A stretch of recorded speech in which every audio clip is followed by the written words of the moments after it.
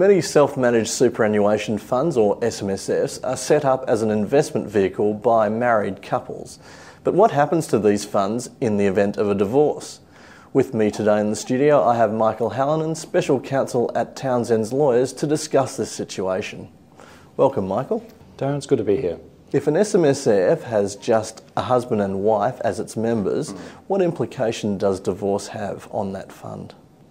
Well, the divorce or the marriage breakdown of the two members doesn't necessarily mean that they can't still be in the same fund. Certainly there's no cis or tax reason why they can't continue to be members, but certainly in the vast number of cases, one of the members will obviously exit the fund as part of the settlement process.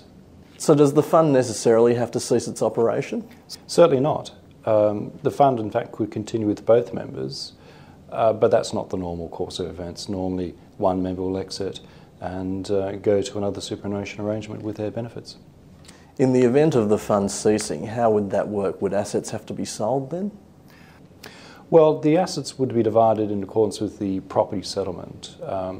Either there would be a binding financial agreement which would dictate how the assets are to be allocated amongst the members, or there could be a result of negotiation or even a court adjudication. So would any assets have to be sold? Well, that depends very much on the terms of the property settlement or the agreement between the parties.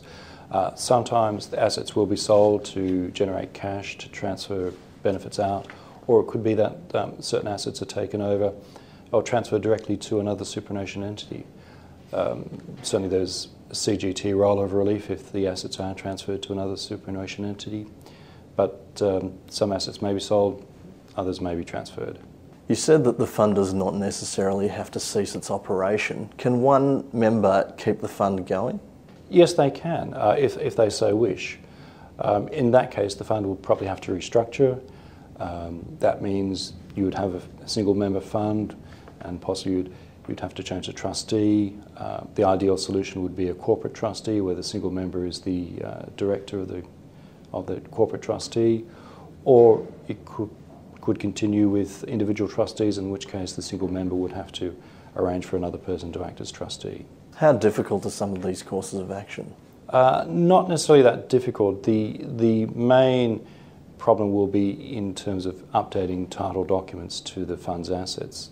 Certainly if there's real estate in the fund, the restructure would probably have to be done by way of a deed of change of trustee, simply to transfer title, and other assets would have to be transferred in the name of the new trustee. So is there any course of action when the SMSF is actually established that can make divorce proceedings a little bit easier? Well, I think there are two things the couple could do. One is actually each have their own self-managed superannuation fund, which would try to minimise disruption if there's a subsequent separation. The other is if they're both members of the same self-managed superannuation fund, is to actually enter into a binding financial agreement, which is an agreement between the parties which will come into operation if the relationship breaks down, and then will allocate what will happen to the fund and to the assets in the fund. So there are two ways, I think. Each party has their own self-managed superannuation fund, or there's a binding financial agreement which covers what is to happen to the self-managed superannuation fund should the relationship break down. Okay, thank you very much for your time, Michael. My pleasure, thank you.